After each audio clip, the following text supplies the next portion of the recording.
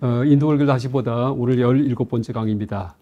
총 20강 계획이 되어 있는데 이제 오늘 17강 하고요. 또 다음에 18강, 다음에 19, 20 하면 다 끝납니다.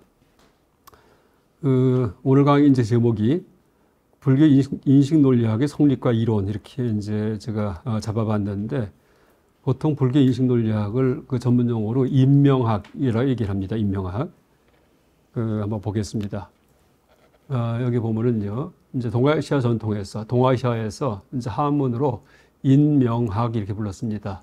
그러니까 인도에서는 헤뚜 비디아, 헤뚜 하면은 원인이에요, 원인.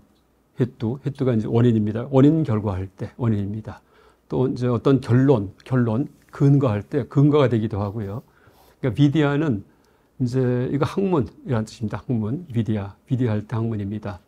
그래서 그 헤뚜 비디아는 비디아가 이제 학문이기도 하고요. 뭐 인명학 이제 하긴 했지만은 무명할 때 무명이 아비디아이기 때문에 아비디아, 아자는 부정의 뜻이고 아를 빼면은 무명할 때 명자만 남습니다. 그래서 인명해도 되고요. 또 원래 비디아가 이제 학문입니다. 그래서 동아시아에서 헤뚜 비디아를 인명학이라고 그렇게 번역을 했습니다. 근데 그 내용을 보면은요, 그러니까 보통 불교 논리학이라는 말을 많이 쓰는데 실제 내용에는 논리학만이 아니고 인식론 얘기도 들어가 있습니다. 그러니까 논리학은 보통 얘기할 때 뭐 3단 논법, 그렇죠? 여러분 다 알고 있는, 그러니까 실로지즘, 그 다음에 이제 이 3단 논법의 오류 이런 걸 다루는 게 논리학인데, 그러니까 그거 말고 인식론, 우리한테 어떻게 사물이 파악되는가에 대한 얘기도 있기 때문에, 그래서 정확한 번역은 불교 인식 논리학입니다. 뭐 불교 인식론 해도 안 됩니다. 왜? 논리가 있기 때문에. 그래서 이제 그 불교 전문용어로 얘기한다면은 불교 인식론은 혈량에 대한 얘기고, 혈량은 직접 지각이라고 얘기합니다. 현재 할 때 현자 쓰고요. 량은 측량하다 할 때 량을 씁니다. 그래서 이제 직접 지금 있는 것을 측량하는 거. 그러니까 저울에 달듯이 우리의 마음이 다른 거예요. 그게 인식이에요. 하여간 그 용어가 인도에서는요, 우리하고 전혀 시스템이 다르기 때문에, 그러니까 저울에 다른 것하고 우리가 삶을 파악하는 거하고 그걸 같이 취급합니다. 그래서 이제 어떤 뭐 과일이 있을 때 이게 몇 그램인가 달 때 달아보죠. 하면 알잖아요. 그렇듯이 바깥 사물도 이제 우리의 마음으로 달아가지고서 그게 뭐구나 하고 파악한다. 그렇게 이제 생각합니다. 그러니까 여러분 인도 철학 공부하면은요, 그러니까 불교만이 아니고 재미있는 이유가 전혀 상상도 못했던 사고방식 이런 것들이 있어요. 어떻게 이렇게 생각했지? 근데 그걸 가지고서 아주 심각하게 논쟁을 벌입니다. 그래서 이제 이 양의 의미도, 그러니까 원래 뿌라마나 할 때 마나가 이제 마가 저울로 달다라는 뜻입니다. 아미타불 할 때 아미타가 달지 못하는, 측량하지 못하는 뜻입니다. 무량수불, 무량. 그러니까 미가 마랑 같은 뜻입니다. 미가. 그래서 이제 그렇게 전혀 우리 그 사고방식 갖고는 한 번도 평생 생각해 보지도 않았던 그런 사고가 이제 들어가 있습니다. 뭐 다른 예를 든다면은요, 인도에서 이제 수백 년간 논쟁거리가 있어요. 논쟁거리. 소리, 우리 말소리 있죠, 이 말들. 이 소리가 새롭게 발생하는 것인가? 아니면은 원래 허공에 내재하다가 그게 드러나는 것인가? 이거 싸워요. 우리가 지금 볼 때는 소리는 발생하죠. 예를 들어 박수 치면 이렇게 손바닥 마주치면 소리가 발생하잖아요. 없던 게요. 우리는 다들 지금 소리는 원래 없던 게 생기는 거다. 이런 사고방식을 당연하게 생각하는데, 인도에서는 인도 그 사상가의 반 정도가 아니다. 소리는 다 원래 있던 거다. 이렇게 생각했습니다. 그러니까 상상도 못하는 그 사고방식입니다. 근데 그걸 갖고서 심각하게 논쟁을 해요. 그래서 어떻게 얘기하냐 하면은 소리는 허공의 속성으로서, 허공의 속성의 소리예요.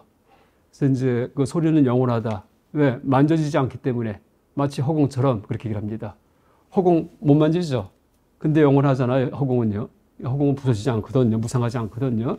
그래서 소리도, 이런 사물은 무상해요. 왜? 만져지기 때문에 딱 부닥치면 깨집니다. 근데 소리는 지금 만질래도 만지지가 않아요. 근데 그게 깨지지가 않아요. 그러니까 영원하다. 이렇게 얘기를 합니다. 이게 성상주론, 이렇게 얘기를 해요. 그래서 성상주론하고 성무상론이 막 싸웁니다. 계속. 그렇게 심각하게. 그러다가 이제 근대에 가가지고서 성무상론이 이제 전 세계에 퍼지죠. 그건 물론 서양 과학 때문에. 그래서 이제 서양 과학이 유물론이고, 유물론이 다 이제 그 성무상론 같은 계통이에요. 인도 철학에서. 근데 유물론 말고 유심론들, 미망사든지 베단타 계통, 여기는 성상주론이에요. 거꾸로. 근데 지금은 이 시대에는 그게 전부 다 폐기가 됐습니다. 그래서 여러분 지금 우리가 알고 있는 당연시하는 것들이요, 이게 또 우리 이 시대에 아주 특이한 사고방식이다. 이렇게 하셔야 됩니다. 그러니까 유물론 자체가 굉장히 치우친 사고방식인데 거기에 젖어 있어요. 근데 심지어 유물론이 종교까지 침투해 갖고 윤회 없다 이런 얘기까지 승복 입은 분들이 뭔가 함부로 그렇게 하십니다. 그래서 이제 그게 그 불교에 대한 정확한 지식이 없이 그냥 자기 생각을 이 시대의 생각에 근거해서 막 얘기를 하다 보니까 윤회 부정하는 이제 그런 말까지 심지어 하게 됩니다. 그래서 하여간 현대의 유물론의 그 힘이 얼마나 막강한가라고 우리가 아주 절감합니다. 어쨌든 지금 성상주론, 성부상론 해도 되고요. 뭐 이제 다 그게 나중에 여러분 혹시 인명학 공부하시면은 그게 큰 소재가 돼요. 성상주론과 성부상론자의 싸움. 또 성상주론은 성현현론.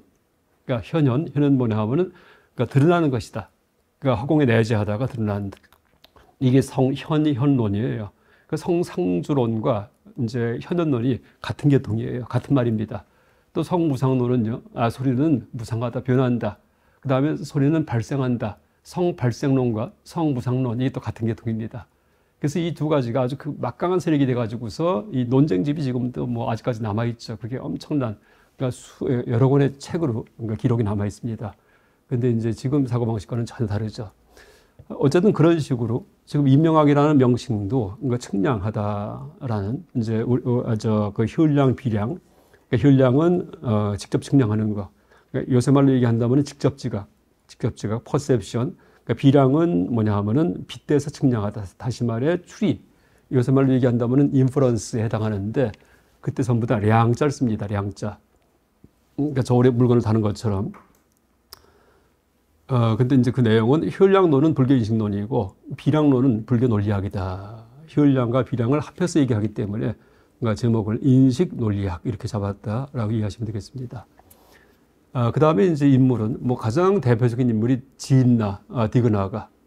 디그나가를 갖다가 음사에서 진나라고 동아시아에서 불렀습니다. 뭐 디그나가 해도 되고요. 영어 책 보다 보면은 닉나가. N자 위에 점시키면은 이응 받침이에요. N자 위에 점시키면은 약부호입니다. 그러니까 딩나가 해도 되고, 이제 둘 다 그 하여간 뭐 불교의 범어에 그러니까 산스크리트어 그 음성 법칙 때문에 그러니까 둘 다 이제 저런 소리가 표기가 가능합니다. 뭐 추정 생존 연대는 지금부터 한 1500년 전에 뭐 정확한 연대가 아닙니다. 이때쯤 생존하셨다라고 할 수 있고요. 이분의 가장 이제 중요한 저술이 집량론이에요. 브라마나 사무자야. 브라마나가 올바른 인식수단이에요. 사무자에는 모아놓았다 뜻입니다. 그러니까 올바른 인식수단 모음집이라고 번역해도 돼요. 한문으로 집, 모을집자, 량, 론이라고 얘기를 합니다. 그 다음에 또 인명정리문론. 정리문론. 이 정리문론은 그러니까 한문 번역이 남아있고 원효 스님께서 아주 애독하셨던 그런 책입니다. 원효께서. 그래서 이제 하여간 진명론이 이 불교 논리학, 불교인식 논리학을 최초로 집대성한, 그러니까 최초로 그 토대를 닦은 이제 그런 책입니다. 그 전까지는 그 논리학이 인도 내 모든 사상학파 종교의 그냥 공유 수단이에요. 공유하는. 그러니까 특별한 학파가 아니고, 뭐 특히 이제 니아야 학파라는 데서 니아야, 그러니까 정리학파, 여기에서 논리학을 중시했는데, 뭐 다른 학파에서도 논리학을 많이 사용합니다. 불교 내에서 그 디그나가 진나 스님 이전에 세친 스님 같은 경우에도 논리학 책이 있습니다. 논리학 관계된 책이 있습니다. 그래서 그냥 별 그 비판 의식 없이 논리학을 사용했는데 디그나가 스님, 진나 스님이 이제 이 시대가 되니까 옛날 논리학 그냥 쓰면 안 되겠다. 왜냐하면 그 속에는요 아트만론 사고방식이 들어가 있어요. 그러니까 인식에 대해서도 사물과 그 다음에 감각기관이 만나면은 뭐예요? 알미 생겨요. 그 다음에 사물과 감각기관과 아트만, 자아가 만나가지고서 알미 생긴다. 그렇게 해요. 그럼 아트만은 불교의 무아설과 위배가 돼요. 그래서 이제 그 용어는 철저하게 옛날 썼던 용어를 다 써요. 그러니까 범어. 근데 그 정의, 데피니션, 이걸 다 바꿔버립니다. 누가? 디그나가 스님이요. 진나 스님이. 그래서 쓴 책이 집량론이에요. 그러니까 현량 같은 경우에 이제 그 현량이 직접 지각인데 그 이전까지의 논리학에서는 뭐 사물과 대상이 감각기관이 만나가지고서 그 다음에 아트만이 이제 파악하는 거 이게 현량이에요. 직접적으로. 근데 불교에서는 그걸 배제해야 되기 때문에 이제 뭐냐 하면은요. 하여간 그 허구가 아닌 거, 뭐 상상하지 않은 거, 멀고 가까운 거에 따라서 변하지 않는 거, 뭐 이렇게 여러 가지 정의가 있는데 요점만 얘기하면은요. 현량은요. 스바락전의 자상, 그러니까 점찰나. 제가 항상 얘기하죠. 포인트 인스턴트. 세상은 점의 모자이크 흐름이에요. 한 찰나도 어떤 것도요. 그 머물고 있는 게 없습니다. 그러니까 여러분이 주의력 이동하는 거에 따라 가지고서 계속 우르르르 변합니다. 계속이요. 아까 제가 여기 들어올 때 이제 이 강의실이요. 아까 강의실 아니에요. 다 우르르 변했습니다. 여러분 그게 보통 여기 요새 얘기는 양자역학 얘기하죠. 양자역학에서 모든 게 떤다는 얘기 하잖아요. 뭐 하나 더 얘기하면은요. 여러분 해체주의 그 사상가 가운데 들레즈 아세요? 들어보셨어요? 들레즈 사상이 딴 게 아니고요. 양자역학에 기반한 사유의 세계에 허구를 폭로하는 겁니다. 그러니까 뭐 들레즈는 양자역학을 다 떨고 있는데 거기에 사유가 다 고착을 해가지고 고정시킨 다음에 뭐 얘기한다. 한번 들레즈 이제 보세요. 그러니까 설명을 갖다가 그 별 얘기 아닙니다. 그래서 현대 물리학 영향이 커요. 들레즈는요. 뭐 푸코 같은 경우에는 뭐예요? 이거는 뭐 성의 역사 아니면은 뭐 이 저 광기 역사든지 그런 그 역사적으로 그 성을 어떻게 취급했는지 본인이 동성연애자였기 때문에 자기 합리를 해갖고 쓴 책이 성의 역사입니다. 그 다음에 이제 광기 역사, 미친 사람을 갖다가 막 가두는 거, 이게 시대에 따라 어떻게 달라지는지 이걸 역사적으로 쭉 해부해가지고서 그 성에 대한 고정관념, 미친 거, 그러니까 광기, 정신병에 대한 고정관념 이걸 다 해체합니다. 그 다음에 또 하나, 데리다 같은 경우에는 이제 이분법적 사고방식 중에서 남성, 여성, 뭐 이성, 감성 중에 남성 중심주의, 감성보다 이성을 중시하는 거, 그 다음에 이제 말과 글 중에 글보다 말이 더 중요하다. 이런 식의 이분법적 어떤 그 패권주의, 이거 다 해체하는 겁니다. 그래서 이제 세 가지가 다 해체는 똑같지만은요, 그 어쨌든 지금 얘기했듯이 그 들레즈 같은 경우에는 그 이제 뭐냐 하면은 양자역학 모든 게 다 떨고 있다는 거, 모든 게 다 흔들린다는 거, 하나도 고정된 게 없다는 거, 여기에 근거해 가지고서 우리의 사유가 얼마나 임의적인지를 갖다가 이제 그걸 폭로하는 건데, 지금 그런 사고 방식이 이 불교 논리학의 현량론이에요. 모든 게 다 그러니까 한 순간만 한 찰나만 존재하는 점에 번쩍번쩍거리는 겁니다. 다. 그러니까 제가 이렇게 항상 얘기해요. 손 못 올려요. 이게 뭘까요? 이게 손 올리는 게 아니고요. 여기 있던 손이 올리게 하는 게 아니고 허공 속에서 번쩍번쩍번쩍 나타나는 겁니다. 계속이요. 이게 삼세 실유 법체 항설이에요. 삼세가 항상 과거 현재 미래가 실제 존재하고 법체가 미래법은 뭐예요? 미래 속에 내재해 있어요. 그러니까 여러분 2초 앞으로 2초 있다가 이 속에 이 미래법이 나타날 겁니다. 제 손이 나타날 거예요. 보세요. 똑딱 똑딱 나타났죠. 여기 있던 게 나타난 겁니다. 번쩍번쩍하면서요. 이런 식의 사고방식이에요. 그래서 이제 양자역학하고 이 불교 논리학의 현량론과 뭐 거의 비슷한, 뭐 똑같이 봐도 돼요. 그러니까 이제 현대 물리학서 어떤 것도 머무는 게 없다는 거. 그러니까 재행보상에 대한 아주 지독한 그런 어떤 연구 결과가 양자역학인데, 이제 그 내용이 바로 불교 논리학의 현량은 한순간도 머무르지 않는다. 다 포인트 인스턴트의 명멸이다. 모든 게 다. 근데 거기에 나의 주의력, 내가 어디에 주의를 기울이냐에 따라 가지고서 계속 달라집니다. 그래서 천장 봤다가 다시 이 바닥 봤다가 다시 천장 보죠. 아까 그 천장 아니에요. 그냥 우리의 사유가 착각하는 겁니다. 아까 거시려니 하고서. 이제 이게 현량론입니다. 그래서 이제 그 전까지 그 우파니샤드든지 이 과거의 논리학서는 현량론이 감각기관과 대상이 만나서 아트만에 각인되는 거, 이게 현량이에요. 그러니까 다 지워버립니다. 그러니까 진정한 현량은 인식 방법하고 인식 대상하고 인식 결과가 3자가 일치한다. 그렇게 얘기를 해요. 다 주관적 통찰이에요. 그러니까 핸들 잡고서 자동차 안에서 앉아있듯이 이렇게 보는 겁니다. 그러니까 어떤 놈이 보고 있고 무엇이 인식 대상이고 무엇이 인식 방법이고 3자는 구별 안 된다. 그냥 오직 하나, 한 점, 포인트 인스턴트, 이것만이 우르르르 흘러가는 게 세상이다. 이렇게 얘기를 합니다. 그거를 일본 조동종의 그 도겐 선사 같은 경우는 그런 통찰을 뭐라 불러요? 신심탈락, 몸과 마음이 다 떨어져 나갔다. 이렇게 합니다. 그 세상이 다 무너지는 겁니다. 그래서 이제 이게 불교 논리학의 현량론이에요. 그러니까 현량은 딴 게 아니고 진재가 현량이에요. 있는 그대로 본 거. 그 다음 비량이 뭐냐 하면 이게 속재예요. 머리 굴려서 본 거, 굵게 본 거, 대충 본 겁니다. 그래서 고정된 게 있다라는 전제 위에서 사유하는 거, 이게 일단 비량의 세계입니다. 어쨌든 가장 중요한 인물이 진나고, 또 하나 이제 참고로 말씀드리면은 신라의 원효 스님이 이제 특징 중에 하나가 뭐 여러 가지 그분의 성품 얘기할 수 있는데, 약간 자존심이 보통 큰 분이 아니고, 그러니까 교만하다 싶을 정도로다가, 또 하나가 논리학이 아주 보통 능한 분이 아니에요. 논리학에 상상 초월의 논리 대가입니다. 그래서 원효의 별명이 진나의 후신이다. 진나가 해동에 환생했다. 그러니까 동아시아 당나라에서 그렇게 불렀습니다. 그럼 절을 하기도 하고. 원효가 이제 여러분 원효할 때 무슨 해골물 뭐 이렇게 보다도 논리적인 분이구나. 또 하나가 굉장히 교만할 정도로 보일 정도로다가 아주 그냥 뭐 하늘 찌를 듯한 자존심이 있었구나. 저 다 밑으로 봐. 현장 스님 법사든지 인도에 15년간 유학 갔다 온 현장 법사자 밑으로 가버립니다. 다 틀렸다고. 그리고 고통 자존심이 아니에요.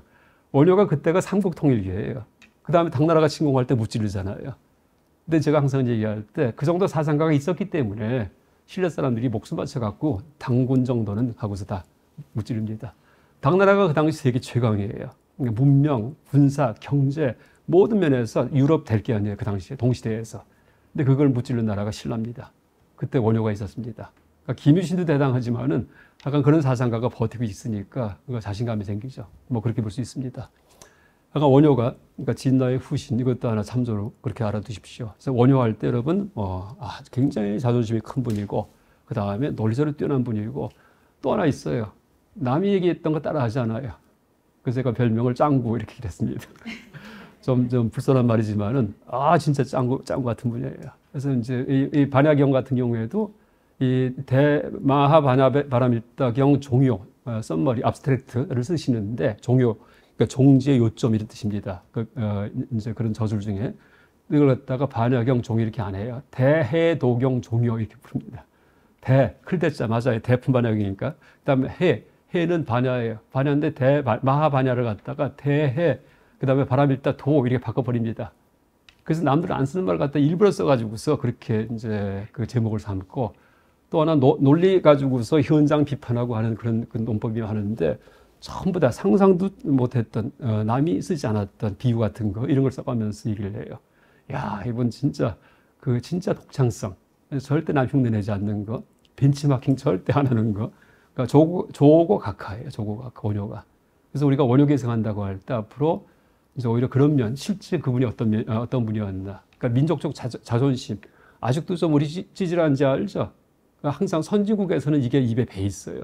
뉴스 같은 데 보면은요. 선진국에서는 가만히 보니까 우리가 최고 선진국에 지금 보니까요. 여러분 도덕 질서 그다음에 무슨 치안이든지 이 사회 시스템이든지 세계 최고예요. 지금이야. 난리가 났습니다. 보니까 최고 선진국이 어디 따라할 데 없어요. 지금이야. 근데 아직도 이제 열등감이 있습니다. 근데 이제 원효는 반대예요. 내가 최고답니다. 그래서 앞으로 이제 원효를 담고자 할 때 우리가 최고다. 이건 이제 한번 해야지 돼요. 그게 거짓이 아니고 실제 대로 비교해 보니까 세상에서 전 지구상에서 공중 화장실 제일 깨끗한 나라 대한민국이에요. 그럼 두 번째 세상에서 치안이 가장 안전한 나라 대한민국이에요. 이게 사회 아니에요. 그렇죠? 그다음에 공무원 시스템이 가장 잘 되어 있는 나라. 그다음에 처리 속도가 이것도 여기 우리나라입니다. 그다음에 그 모든 그 시스템의 그 디지털화. 그렇죠? 하여간 서울 오면은 다 놀란다는 얘기하죠. 버스 올 때 뭐 몇 분 있다 옵니다. 이렇게 나타나는 거. 그 다음에 스크린도 그 지하철에 있는 것들이요. 이게 상상 소홀입니다. 그러니 보니까는 다른 나라가 지금 프랑스, 영국 이런 데가 우리나라 따라오려면은요. 한 30년 걸립니다. 여기 따라오려면은. 그러면 최강 선진국 아니에요. 그래서 이제 원효의 그런 자긍심. 그 다음에 또 하나가 이제 여러 가지 창의성. 그 다음에 이제 또 하나가 그 창의성이 이제 독특한 사고한다는 거. 그 다음에 이제 그 논리적으로, 그렇죠? 합리적으로 모든 걸 생각하셨다는 거. 그러니까 논리적으로 가장 뛰어난 분이었다는 거. 이게 우리가 원효를 닮자 할 경우에는요, 그걸 닮아야 됩니다. 그러니까 원효 스님이 논리학에 뛰어났기 때문에 오늘 인식논리학 얘기이기 때문에 이제 참조로 그 얘기를 했습니다. 그 다음에 이제 저술이 그 상갈라주라는 분이 쓴 임명입정리론이라고도 있습니다. 그 임명학, 불교인식논리학 입문서예요. 개론서, 입문서. 그러니까 동아시아에서 불교논리학의 토대가 된 책 두 가지가 여기 써 있는 임명입정리론하고요. 위에 써 있는 임명정리문론입니다. 두 가지입니다. 동아시아에서. 그러니까 짧아요. 그러니까 예쁘용지 가득 한자 써가지고서 한 3페이지 정도뿐이 안 됩니다. 그런데 그게 어려워가지고 그냥 끙끙대요. 왜 그럴까요? 한문이기 때문에. 한문은 논리학이 불가능한 용어예요. 다의적이기 때문에. 그래서 용어 하나하나가 다의적이에요. 그래서 한문은 직관의 용어예요. 원래는요. 분석의 용어가 아니고. 그래서 동아시아에서 인명학이 이제 처음에 들어올 때 그냥 굉장히 심오한 학문인 줄 착각을 해가지고서 그냥 고생하고 막 주석이 만들어지다가 나중에 그냥 없어집니다. 딱 끊어져요. 전통이에요. 왜? 더 못하겠어요. 한문 갖고는. 근데 지금 이 시대에 와가지고 우리말 가지고서 논리학 보니까 별 얘기 아니에요. 다들. 왜? 우리말은 논리학과 굉장히 부합됩니다. 왜? 우리말은 교차하기 때문에 단어의 역할이 분명해요. 조사가 붙으니까. 나는, 내가, 나를, 나의 이런 조사가 붙죠. 한문은 조사가 없어요. 그냥 아예요. 아. 내가 간다. 아거. 나를 때린다. 타. 아. 나의 책. 아 책. 그러니까 나의 해도 아. 나를 해도 내가 해도 이렇게 됩니다. 그러니까 한문은 하여간 논리학을 하려면은요, 일단 기본 전제가 튼튼하면은 그걸 딛고서 그 다음 얘기를 해요. 거기 근거를 이제 해갖고서 또 이 얘기를 한다면 여기 또 근거해서 그 다음 얘기를 해가면서 논리가 쌓아가는데 한문은 항상 요동을 해요, 밑에 게. 이렇게 해석할 수도 있고 저렇게 해석할 수도 있고. 이러니까 올라가질 못해요. 그래서 쩔쩔맵니다. 그래서 이제 그 원효가 또 현장 제압한 이유가 이게 한반도 사람이기 때문에 우리말을 했기 때문에 한문 보고도 우리말로 사유하니까 논리적으로 훨씬 더 현장보다 정확히 사유할 수 있지 않았나 이렇게 추측합니다. 일본도 논리학이 뛰어나요. 일본도 논리학 주석서가 선주, 장준 이런 분들이 이제 이런 책들 주석을 크게 엄청난 양의 주석을 남깁니다. 지금 다 남아 있어요. 원효 인용을 많이 해요. 원효를 갖다가 원효를 이렇게 떠받들면서 인용합니다. 원효에 대해서. 근데 일본도 우리말과 같잖아요. 교차거거든요. 조사가 있습니다. 와다시와 와다시오, 와다시노 하면서 이제 그 여러 가지 이 조사가 붙기 때문에 거기도 논리학이 뛰어납니다. 근데 동아시아 대륙 쪽은 논리학은 젬병이다 이러면 되겠습니다. 그래서 이제 현장이 망신당했다. 원효의 판비락론을 통해 가지고서 현장을 아주 그냥 완전히 이렇게 비판합니다. 원효가 화쟁국사 얘기하죠? 아니에요. 논쟁국사예요. 쌍꾼입니다. 그래서 논쟁과 화쟁을 마음대로 쓴 분이에요. 그래서 화쟁도 그냥 고려시대에 대각서 의천 이제 대사께서 비를 만들면서 거기에 화쟁 이렇게 썼기 때문에 또 신물 화쟁도 있기 때문에 화쟁하지만은 꼭 그렇지만 또 않습니다. 그러니까 치열한 논쟁과 승부에서 이제 이긴 다음에 그 다음에 가서 다시 또 조화를 이루기도 하고 하는 그런 분입니다. 아까 상갈라주라고 되어 있는데 실제 이 내용은요, 인명입종론 내용은 이 진나 스님의 이 논리학과 전혀 다르지 않습니다. 그래서 티벳에서는요, 이 인명입종론 티베터 문이 있어요. 버머 원문도 다 있습니다. 이 저자가 진나다라고 그렇게 얘기를 합니다. 티벳에서는. 동아시아에서는 샹카라스바민, 상갈라주다라고 얘기합니다. 그 다음에 또 하나 중요한 인물이, 그러니까 진나 다음에 중요한 인물이 법칭이에요. 다르마 기리띠. 너무나 중요합니다. 하여간 세르바스키라는 불교 학자, 러시아에 지금부터 100년을 활동했던 이분이 이제 어떻게 평하냐 하면은 불교 사상가 중에 최고의 철학자 법칭, 그렇게 얘기를 해요. 다르마 기리띠, 최고의 철학자. 그러니까 서양적 그런 관점에서 종교 철학 나누는 관점에서 그냥 순수 철학만 가지고서 그 사유가 가장 뛰어났던 사람은 법칭이다라고 얘기를 합니다. 또 하나 법칭을 평할 때 이 미분의 발견자라고까지 얘기를 해요. 미적분이 있죠. 그걸 서양서는 라이프니츠, 뉴턴이 처음 그걸 발명하는데 그 시기가 한 1500년대 전후입니다. 이 정도. 근데 이제 그보다 1000년 전에 인도에서 미분적 사유가 있었다라고 얘기를 합니다. 그게 뭐냐면은 이제 사물 인식을 할 때 의근식에 대한 조금 이따 제가 설명합니다. 의근식. 우리가 눈으로 보고 귀로 듣는 것은 감각지각이에요. 그거 말고 의식이 작동을 해가지고서 지각하는 게 있어요. 이것도 의식이 작동을 하는데 혈량이 있어요. 혈량. 보통 혈량은 오감 갖고 하는 게 혈량이에요. 직접 지각이니까 눈으로 보는 것, 듣는 거 이런 것들. 그래서 머리 굴리는 거는 혈량이 아닌데 머리 굴리는 게 들어가는데 혈량이 있어요. 딱 하나가. 그걸 의견식 얘기를 합니다. 뭔지 아세요? 변화에 대한 인지예요. 변화에 대한. 우리가 이렇게 할 때 빠르다, 느리다 느끼죠? 이런 거는 혈량과 또 혈량이에요. 이거는 비량이 아닙니다. 머리 굴리는 게 아닙니다. 여러분 빠르다, 느리다 할 때 머리가 굴러가요? 추리가 일어나요? 아니죠? 그냥 빠르다, 느리다 되죠? 근데 머리가 작동을 해야 됩니다. 뭘까요? 한 찰나 전에 내가 봤던 위치에 대한 어떤 기억이 내재해 있어야지만 거기 빗대가지고서 그 다음 찰나의 위치를 갖다 비교해가지고서 빠르다, 그 다음에 느리다 이렇게 되는 겁니다.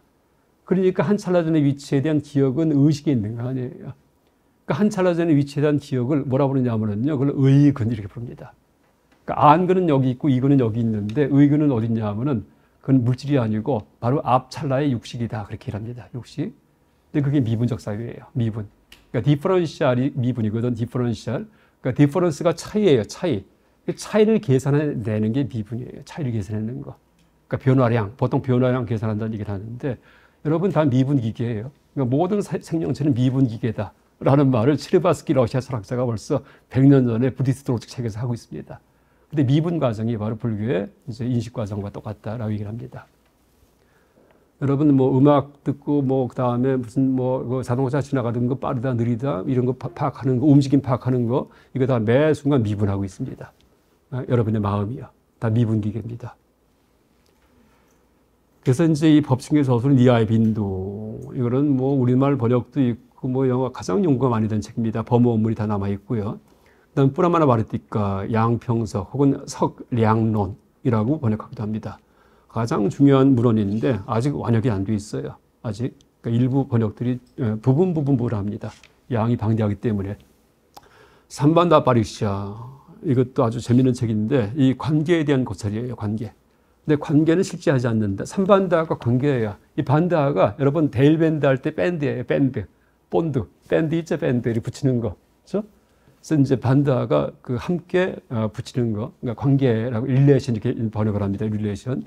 근데 관계는 실제하지 않는다. 그렇게 해요. 왠지 아세요? 이 논법이. 이것도 제가 논문이 있는데, 그러니까 피관계항이 미리 있었다면은 굳이 관계를 함으로써 뭐 피관계항의 정체를 드러낼 필요가 없어요. 미리 있었기 때문에. 예를 들어 갖고요. 긴 것은 짧은 것에 의존해서 긴 것이 있다. 그렇게 얘기를 하잖아요. 긴 것, 짧은 것은 피관계항이에요. 의존한다가 관계, 의존 관계입니다. 그렇죠?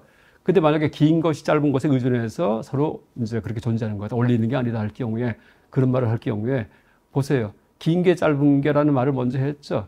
근데 그게 관계에서 그게 있는 거다 할 때 미리 있는 건데 못할 관계예요. 그렇죠? 또 반대로 긴 거 짧은 게 원래 없었는데 관계를 통해서 발생한다 할 경우에 원래 없었으면 어떻게 관계를 하겠어요? 이렇게 얘기를 합니다. 그러니까 이게 양도 논법이에요.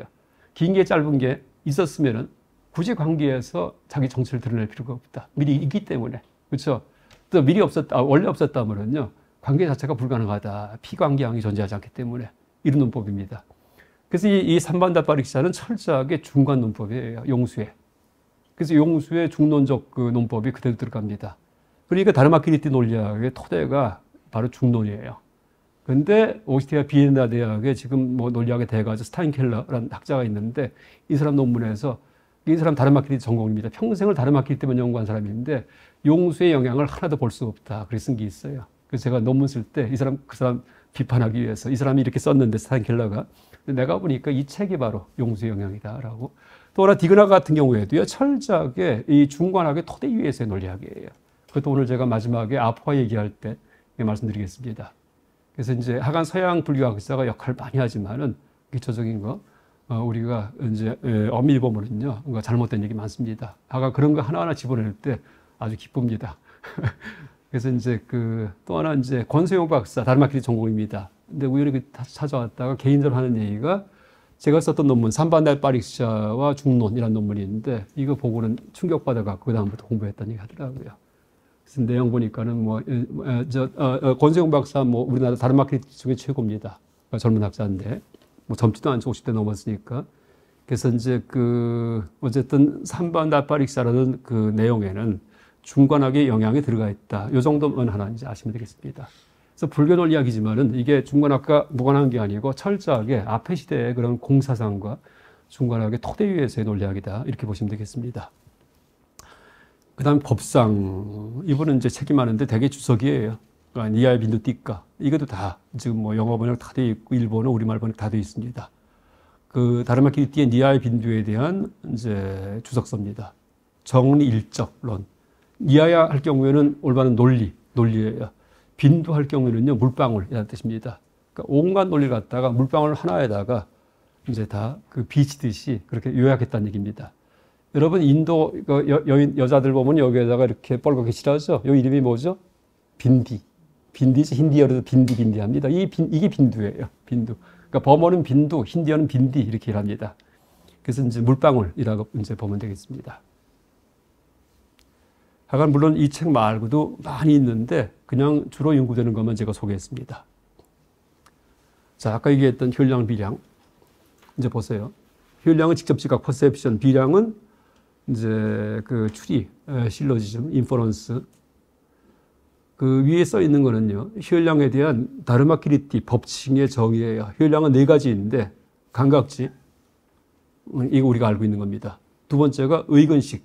의근식은 정의가 뭐냐면요, 자기의 대상과 인접한 대상의 공조에 의해 즉 감각지에 의하고 등무관연에 의해 발생하는 것이 의근식이 되어 있어요. 어려워요. 이거 설명하겠습니다. 그다음 모든 심법과 심소법들인 자증지. 이 자증지는 뭐냐 하면은 감각기관이 특별하게 없어요. 근데 그냥 우리가 느끼는 겁니다. 기쁨, 슬픔 같은 거, 분노, 욕망 같은 것들 이런 거는 뭐예요? 자증, 스스로 그냥 느끼죠. 이것도 혈량이에요. 머리 굴려 갖고 아는 게 아니기 때문에. 그래서 이제 바깥에 있는 걸 눈으로 보고 귀로 듣는 것도 혈량이지만은 직접지각. 내가 기쁘고 슬프고 우울하고 이런 것들, 심소들, 그렇죠? 심소. 이것도 혈량이다. 근데 그런 식의 혈량을 자증지라고 얘기한다. 감관이 특별하게 없기 때문에. 근데 이제 하나 더 말씀드리면은요, 이것도 틀려요, 사실은요. 더 미리 보면은요. 여러분 마음속에서 나오는 탐욕이든지 분노죠. 못 느껴요, 그거는요. 탐욕과 분노가 상과 수로 변했을 때 느끼는 겁니다. 수와 상으로 변했을 때. 우리의 의식의 내용은요, 꼭 상수 딱 두 가지뿐이 없습니다. 그래서 여러분 화내는 사람이 잘 못 참죠? 뭐예요? 대상이 아니기 때문이에요. 일단 나중에 반성적 시각을 통해 갖고, 아, 이러면 안 되지 하고서, 그래서 화 참기 쉽지 않습니다. 욕망도 마찬가지예요. 그래서 이제 색, 수, 상, 행식의 온 가운데 의식의 내용은 상과 수 두 가지밖에 없다. 아주 명심하세요. 지금 이 얘기에서 엄청난 지금 앞으로 사상이 나옵니다. 그러니까 여기에 근거해서 서양 철학사, 심리학 다 다시 쓸 수 있습니다. 그래서 이제 이 다르마키리띠가 자증이라고 얘기를 했는데 여러분 고통은요, 고통 우울이든지 뭐 힘든 거 있죠, 고통 전부 다 몸에서 옵니다. 몸, 그렇죠? 그 무슨 마음에서 어디가 힘들고 이런 거 없어요. 모든 고통은요, 신촉의 촉입니다. 모든 고통은요. 한번 따져보세요. 어떤 거든지 우울할 때도요, 등이 막 결리든지 이러면서 어떤 신체적인 감각이 생기면서 우울감이 생겨요. 기쁠 때도 마찬가지고요. 거꾸로요. 그래서 이제 그 고락할 때 모든 고통은 이제 우리 감각기관이 안, 이, 비, 설, 신, 의 뭐 6가지 얘기하지만은요, 딱 신근만이 고통을 느낄 수가 있습니다. 이거는 뭐 경에 나온 건 아닙니다. 제가 연구를 해보니까 신근뿐이 없구나. 여러분 눈 막 이제 때리면 아프죠? 눈 같은 경우에 번쩍하죠? 그렇죠? 그때 번쩍하는 그 빛깔이 아파요? 아니에요. 눈동자가 확 말려 들어갈 때 이 안구가 아픈 거 아니에요. 이것도 신촉이 아픈 겁니다. 큰 소리 나면 막 고통스럽죠? 막 고막이 찢어지죠? 그렇죠? 근데 그 무슨 소리가 아프게 하는 거예요? 이근을 아프게 하는 게 아니에요. 고막이라는 신근을 아프게 하는 거예요. 그렇죠? 그러니까 모든 고통은 신근에서 일어납니다. 신근이요. 그래서 이제 이렇게 되어 있지만은요, 불교 공부한 사람들은 이 정도 그냥 참조만 하고 또 더 깊이 사유해야 됩니다. 자꾸 들어가서 진짜 맞는지. 그러니까 부처님이라면 이걸 수용하셨을까라고 자꾸 따져봐야 됩니다. 하여간 자증지가 어쨌든 다르마키리띠가 생각하는 자증지가 뭔지 아셨죠. 그 다음에 감각지가 뭔지 아셨죠. 그 다음에 의근식은 조금 이따 다시 얘기하고요. 정관지는 이거는 삼매정자예요. 정에 들어가서 보는 지혜예요. 뭐냐면은 현관지에 대해 현관. 현관이 사성제에 대한 통찰을 현관으로 부릅니다. 현관. 아브이사마야. 근데 현관 이게 뭐냐 하면은 우리한테는 없어요. 그러니까 일반 사람들은 세 가지밖에 없습니다. 감각지, 의근식, 자증지뿐이 없습니다. 근데 이제 언제부터냐 하면은요. 그 바로 수다원 그러니까 불교의 그 예류과 성자, 예류의 성자에부터 정관지가 생겨요. 그러니까 그럼 내용이 뭐냐 할 때 사성제를 직관합니다. 여러분 사성제 직관하는 게 뭐죠? 그 견성, 견도죠. 근데 볼견자가 그게 바로 혈량이에요. 견자 쓰는 이유가. 그 전까지 보지 못했던 걸 견하지 못했던 건데 처음 견을 해요. 그리고 여러분 수다원, 사다함, 아나함, 아라함 같은 분들은요. 우리가 보지 못하는 걸 또 하나 보고 있어요. 똑같은 세상을 바라보시는데 우리가 다르게 봅니다. 그래서 이제 그게 정관지. 근데 그건 혈량이다라고 얘기합니다. 또 혈량인데 이제 이걸 구사론의 수행론과 비교하면은요. 기원도에서 일어나는 기원의 대상이다라고 그렇게 보면 되겠습니다. 정관지. 그럼 이게 뭘까요? 이걸 지르바스키가 이제 해석할 때 그냥 신심탈락. 그 전까지는 내가 여기 있고 저기 바깥이 있고 누가 사람이 있고 이렇게 살았는데 그냥 전부 다 점찰나요. 그냥 흐름이 우르르 무너집니다. 그러니까 세상 다 무너지는 거. 여러분 사성제에 대한 통찰이 정관지인데 사성제의 통찰의 핵심이 뭐냐 하면요. 바로 멸성제예요. 멸이 뭐예요? 무너지는 겁니다. 소멸. 그렇죠? 고집멸도 고집은 다 현상세계예요. 고통, 그렇죠? 여러 가지 그냥 현상, 다 잡다한 것들, 분별과 무슨 아니면 여러 가지 이제 그 생로병사든지 이런 게 다 고의 세계고, 그다음에 번뇌의 세계, 이게 집성제예요, 그렇죠? 이게 다 현상이에요. 근데 그게 무슨 통찰 아니에요. 그걸 보자마자 나중에 무너지잖아요. 그래서 멸이 이제 사성제의 끝입니다. 목표고, 그러니까 묘를 아는 게 목표입니다. 묘를 나중에 반야경에서는 그걸 공이라고 표현을 했고, 그 서원승들은 본래 무일물이라는 자각을 얘기했고, 아무것도 없구나 원래. 그래서 같은 얘기입니다. 그래서 묘라고 12연기에 또 환멸문, 문명이 멸함에 행이 멸하고 해서 행식 명생육이 촉수가 세상 만사거든요. 이게 다 무너집니다. 그전까지 내가 있고 무슨 감각이 있고 뭘 보고 내가 움직이고 이런 줄 알았더니 움직임도 없고 감각도 없고 말도 없고 아무것도 없어요. 그래서 이제 그게 멸이에요. 여러분 움직임도 없어요. 말도 없어요. 말이 아니에요. 엄밀히 보면요. 말도 정체불명입니다. 움직임도 정체불명이고요. 그런데 대충 보니까는 말 따로 있고 움직임 따로 있고 이렇게 합니다. 근데 이제 무명이 멸하면 행이 멸하고 행이 멸하면 식이 멸한다는 얘기가 다 무너진다는 얘기입니다. 그래서 12연기 환멸문에 멸하고 사성제의 고진멸도에 멸하고 반야경의 공에 멸하고 공성하고 그 다음에 선의 본래 무일물에 이제 그런 통찰하고 다 같은 얘기입니다. 그래서 그게 바로 그 정관지 아닌가라고 볼 수 있습니다. 그러니까 다 무너지는 거. 아니면은 칠바스키가 얘기했던 점찰나의 지파, 포인트 인스턴트의 흐름, 이게 그냥 멸이에요. 그렇게 볼 줄 아는 거. 근데 공하단 얘기나 포인트 인스턴트의 집합이라는 얘기는 다 같은 얘기예요. 공하단 얘기는 부정적으로 표현한 거, 그 최소점의 긍정을 설정해서 표현한 것은 점의 모임이다. 이렇게 표현한 겁니다. 그 다음에 비량은 이제 두 가지 있는데 위자비량이 있고 위타비량이 있어요. 자기가 가르치기 위한 거, 내가 아는 거, 이건 위자비량이에요. 보니까 연기가 나요. 저기 불이 있겠구나. 이거는 추리지만은 이거는 위자비량, 나를 위한 거. 그 다음에 그게 아니고 남에게 전달하려면은요, 저기 불이 났어.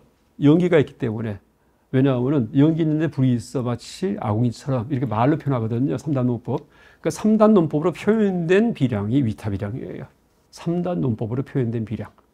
내가 즉각하는 비량은 그것은 위자비량이고요. 그 다음에 이제 힐량 가운데 의근식에 대해서 얘기를 하겠습니다. 이것도 제가 설명을 한 적이 있긴 있었지만은, 구사론 강의할 때, 의근 얘기할 때 설명했었습니다.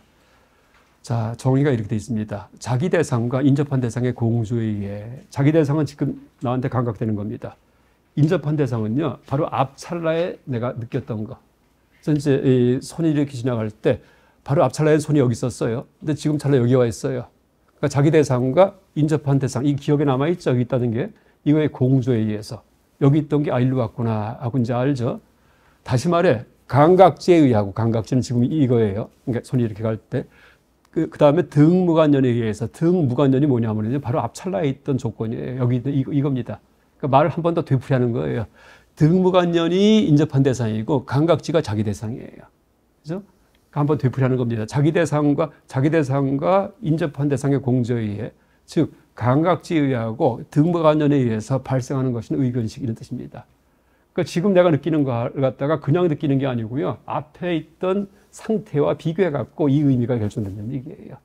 그게 바로 의근식입니다. 그래서 제가 동굴에 들어갈 때 비유 이제 전에도 했었는데, 그 겨울에 들어가면은 따뜻해요. 왜? 동굴 바깥이 추웠기 때문에. 아까 추웠던 거하고 지금 동굴 온도 영상 18도 비교하니까 이게 따뜻하게 느껴집니다. 이게 의근식이에요. 근데 거꾸로 여름에 들어가면은요, 서늘해요. 왜? 동굴 바깥이 더웠기 때문에 그때 느꼈던 기억하고 지금 영상 18도 비교하니까 똑같은 영상 18도인데 뭐예요? 서늘하게 느껴집니다. 그래서 이제 서늘하게 느껴지는 거, 겨울에는 더웠게 느껴지고 따뜻하게, 여름에는 서늘하게 느껴져요. 똑같은 영상 18도 물리적 온도가. 근데 물리적 온도는 그렇지만은요, 우리한테 떠오르는 건 의근식이에요. 그때 그렇게 떠오르는 것은 뭐냐면은 이제 그 앞에 느꼈던 거에 의지해서 떠오르기 때문에 그러니까 연기한 겁니다. 그래서 그 연기한 거고, 이제 거기에 빗대서 지금 얘기하는 거예요. 근데 그것은 시간이 너무 길죠. 동굴 밖에 있다가 걸어 들어와서 한참 한 5분 들어와서 따뜻하구나 하니까 좀 너무 길어요. 근데 그거 말고요, 실제 매 순간순간에 우리한테도 일어나는 변화에 대한 어떤 지각, 이것이 의근식이다라고 보시면 되겠습니다. 그래서 이제 양치질 했다가 귤 먹으면 맛이 이상한 거, 이런 것들입니다. 그렇죠? 맛은 원래 이 귤의 맛은 똑같아요. 성분은요. 근데 양치하고 먹으면 이상해지고 이제 맛이요. 이런 것들이 다 앞에 느꼈던 걸 비교해서 떠오르기 때문에. 그래서 그 얘기 써놓은 겁니다. 감각지와 이제 감각지 2 이게 합해갖고 의근식이 공조해갖고 발생한다. 의근식 2가 발생했다를 그린 겁니다. 그 다음에 이제 비량. 비량은 3단 논법인데 위탈 비량일 경우에 그렇게 저렇게 이제 한번 예를 들을 수 있습니다. 그 서양에서는 실로지즘 3단 논법 얘기하지만 서양 논리학에서는 그러니까 불교에서는 삼지작법 그렇게 얘기를 해요. 자산에 불이 있다. 이게 주장이에요. 연기가 있기 때문에. 그렇죠. 연기 있기 때문에. 마치 아궁이처럼. 아궁이 보니까 연기 막 났는데 불이 있었거든. 옛날 기억에. 그러니까 불을 합니다. 근데 여러분 서양 그 3단 논법 배울 때 보통 소크라테스는 죽는다 이런 얘기는 많이 들어보셨죠? 그러니까 거기에 빗대면은요. 이걸 거꾸로 이렇게 써야지 돼요. 아궁이 같은 데는 뭐예요? 그 연기 있으면은 연기가 있는데 불이 있던 곳입니다. 연기가 있는데 반드시 불이 있다. 이걸 대전제로 삼아야 됩니다. 그러니까 서양 논리학 3단 논법과는 순서가 완전히 반대예요. 먼저 그 연기 있는 곳엔 반드시 불이 있다. 마치 아궁이처럼 이렇게 써야지 돼요. 그 다음에 근데 저기에 연기가 있다. 그러므로 저기에 불이 있다. 이게 서양 3단 논법식을 바꾼 겁니다. 또 우리가 흔히 뭐 모든 사람은 죽는다. 소크라테스 쓴 사람이다. 그러므로 소크라테스 죽는다. 이게 서양 3단 논법의 이해인데 이거를 불교 삼지작법으로도 바꿨으면은요. 먼저 소크라테스는 죽는다. 이것부터 말을 해야 돼요. 주장부터. 소크라테스는 죽는다. 왜냐하면은 사람이기 때문에. 그 다음에 마지막 예는요. 모든 사람은 죽는다. 마치 뭐 제논처럼 이렇게 이제 됩니다. 그래서 서양 논리학의 3단 논법과 내용은 똑같지만은 그러니까 여기에서는 주장이라고 해서 먼저 내세우는데 서양 논리학에서는 결론이라는 말로다가 나중에 내세운다. 이것만 달라집니다. 그렇게 하시면 되겠습니다. 근데 이 논리학에서 가장 중요한 게 바로 이유명제의 이유, 인. 그래서 인의 삼상, 그러니까 인은 그러니까 이유명제, 그러니까 근거가 되는 거죠. 어떤 주장을 할 때 근거가 되는 게 인인데 인은 반드시 세 가지 조건을 갖춰야지만 올바른 인이에요. 이거를 비현시종법성, 동품정유성, 이익품변무성 그렇게 얘기를 합니다. 전문 용어입니다. 그런데 이제 비현시종법성은 주제에 소속된 성질인 점, 동품정유성은 동질적 주제에 존재하는 점, 이익품변무성은 이익적 존재는 결코 존재하지 않는 점 이렇게 써놨는데 이게 무슨 뜻이냐면요. 저산의 불이 있다를 예를 든다면은 지금 연기가 있기 때문에라고 써 있죠. 그러니까 연기가 있기 때문에 그 연기에 대해서 지금 얘기하는 거예요. 연기가 뭐죠? 바로 이유기 때문에 이유명제가 갖춰야 될 세 가지 조건이 있어요. 올바른 추론이 되기 위해서. 근데 연기는 반드시 어디 있어야 되냐면요. 저산에 있어야지 돼요. 저산에. 이게 뭐예요? 주제 소속성입니다. 다시 말해 비현시종법성. 그러니까 이제 주제가 뭐냐면 저산이거든요. 그러니까 저산에 불이 있다 한 다음에 연기가 있기 때문에 했는데 연기가 이 산에 있기 때문에 하면 안 되잖아요. 그렇죠? 저산에 연기가 있어야지만 저산에 불이 있는 게 논증될 거 아니에요. 그래서 저산에 불이 있다, 연기가 있기 때문에 라고 두 번째 이유를 얘기할 때 그 연기는 반드시 저산에 있어야 됩니다. 이게 첫 번째 조건이에요. 너무나 당연한 얘기입니다. 두 번째 조건은 뭐냐면은 동질적 주제는 주제에 존재하는 점, 동품정의성. 연기가 있는 곳엔 반드시 불이 있었어야지 돼요. 이게 동품정의성이에요. 다시 얘기할게요. 이게 잘못 얘기했습니다. 불이 있는 곳에는요, 연기가 있은 적이 있어야 돼요. 물론 없어도 상관없어요. 동품정의성은 이런 뜻입니다. 동질적 주제에 존재하는 점. 그러니까 불이 있는 곳에는 물론 연기가 없을 수도 있어요. 가스불 같은 경우에는요. 그러니까 상관없어요. 근데 단 한 번이라도 불이 있는 곳에서 연기가 있은 적이 있어야지 돼요. 이게 두 번째 조건입니다. 동품정유성. 그 다음에 세 번째 조건이 이질적 주제에는 결코 존재하지 않는 점 이렇게 됩니다. 약간 2번 동품정의성을 다시 연기불로 표현한다면요. 그러니까 불이 있는 곳엔 연기가 있었어야 된다. 그냥 그렇게 표현하면 돼요. 물론 없어도 상관없어요. 어떤 불일 경우에는 없기도 하기 때문에. 그 다음에 이질적 주제에는 결코 존재하지 않는 점, 이익품변무성은 예를 든다면요.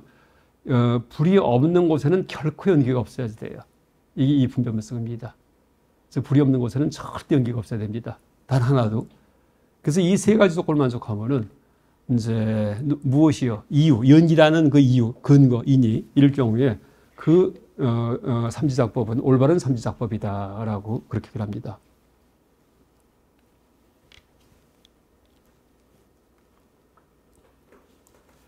그 다음에 이제 혈량과 비량, 혈량은 직접 지각, 비량은 추리지라고 얘기를 했는데 아까 인식 방법을 이렇게 둘로 나눈 이유는 뭐냐면요. 불교의 진속 이제설에 근거한 거예요. 그러니까 진제적 인식이, 진제가 딴 게 아니에요. 그냥 있는 그대로 본 겁니다. 왜곡되지 않은 거. 그죠? 이건 현량이에요.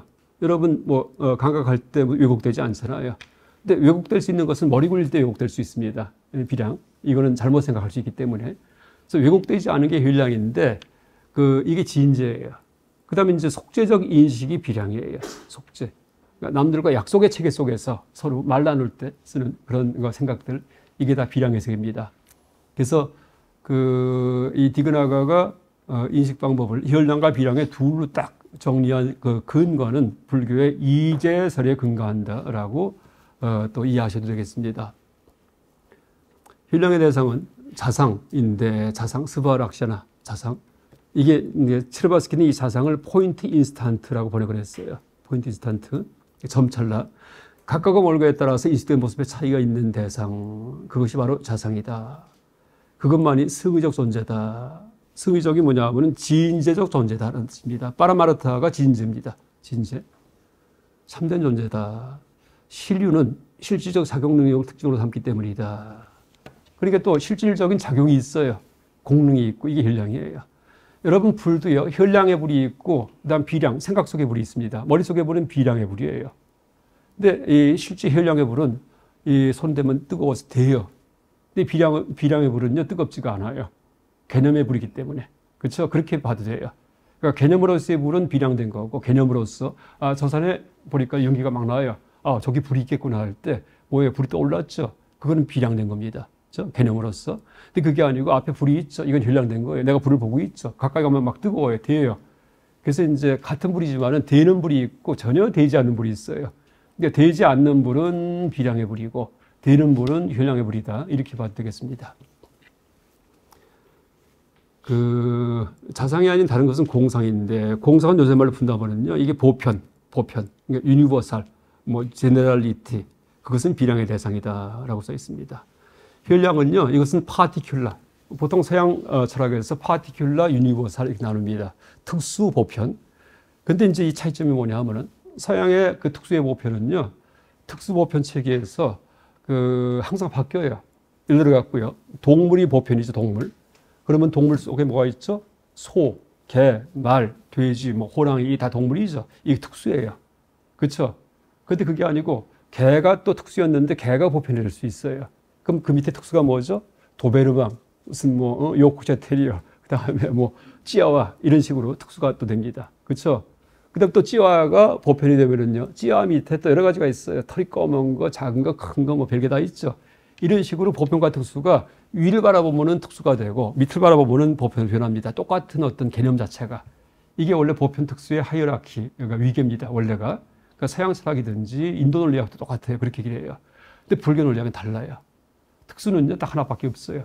포인트 스타트뿐이 없습니다. 모든 게 다 보편이에요. 그러니까 호랑이, 동물, 이것도 보편이에요. 동물 밑에 말, 소, 다 있죠. 이것도 보편이에요.